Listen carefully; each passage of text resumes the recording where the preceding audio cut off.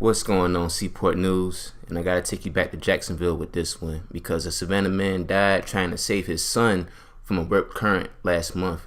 Now, at around 4:30 p.m. Saturday, October the 13th, 2018, authorities were called out to the 11,000 block of Heckscher Drive. Now, this was a fishing accident, of course. This happened on St. George River in Jacksonville, or Duval County. Now, there were reports of people being swept into the river. Witnesses reported that a man was seen attempting to swim back with a young boy in his arms.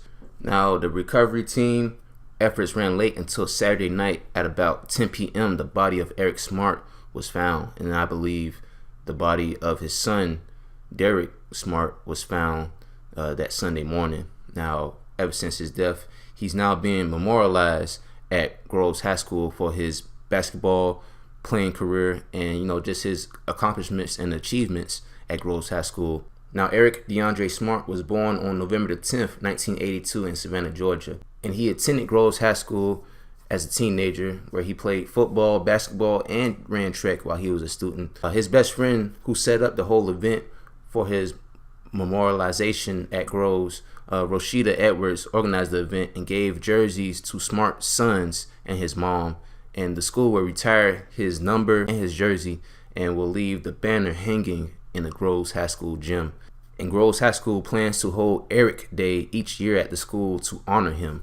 And a little bit more about Erik Smart. He got married in August 14th, 2010, and the son was born on July the 13th, 2011, the son that was passed away in the drowning incident.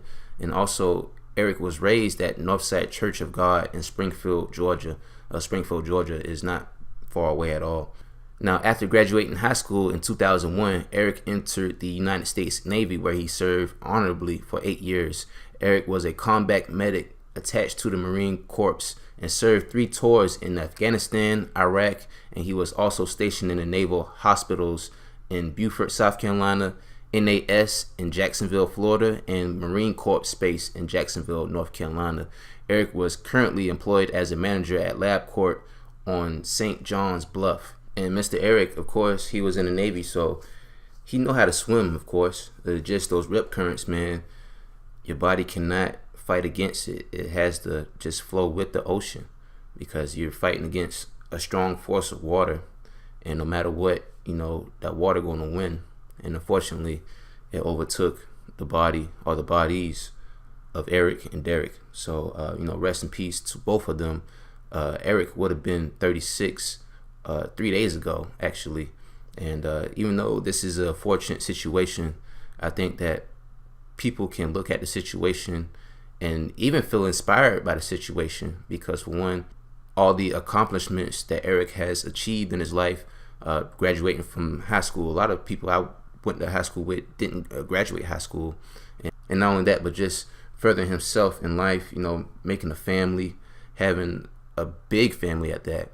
But maybe somebody can look at his story and look at his situation and just feel inspired and just know that they can make it no matter what situation you are put in. But that's all for right now. Any other updates about any news stories that I talked about in the past, I'll let y'all know as well. But that's it. Stay blessed.